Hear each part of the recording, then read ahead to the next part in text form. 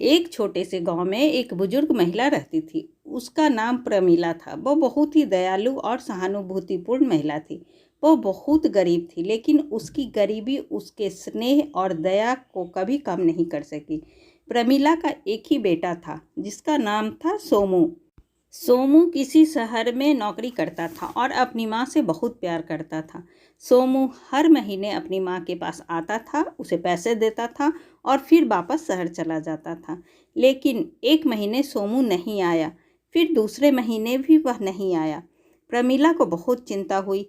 उसने सोचा कि उसके पास पैसे तो हैं, लेकिन उसके बेटे का ख्याल उसे चैन लेने नहीं दे रहा था।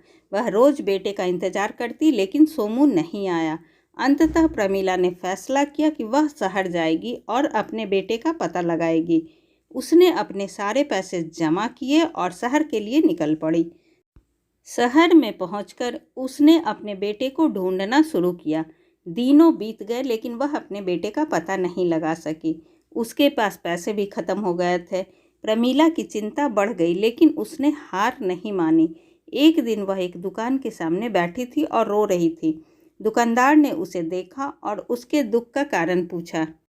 प्रमीला ने अपनी कहानी सुनाई।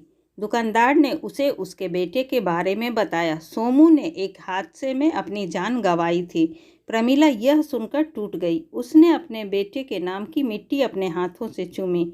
उसकी आंखों में आंसू थे, लेकिन उसके मन में एक आशा थी। उसने अपने बेटे को खोने के दुख को स्वीकार किया और अपने गांव लौटने का फैसला किया। प्रमीला की कहानी हमें यह सिखाती है कि जीवन में कठिनाइयां तो आएंगी, लेकिन हमें कभी हार नहीं माननी चाहिए। ऐसी ही अच्छी और ज्ञानवर्धक कहानी सुनने के लिए प्लीज़ आप मेरे चैनल को सब्सक्राइब ज़रूर करें। तब तक के लिए बाय बाय।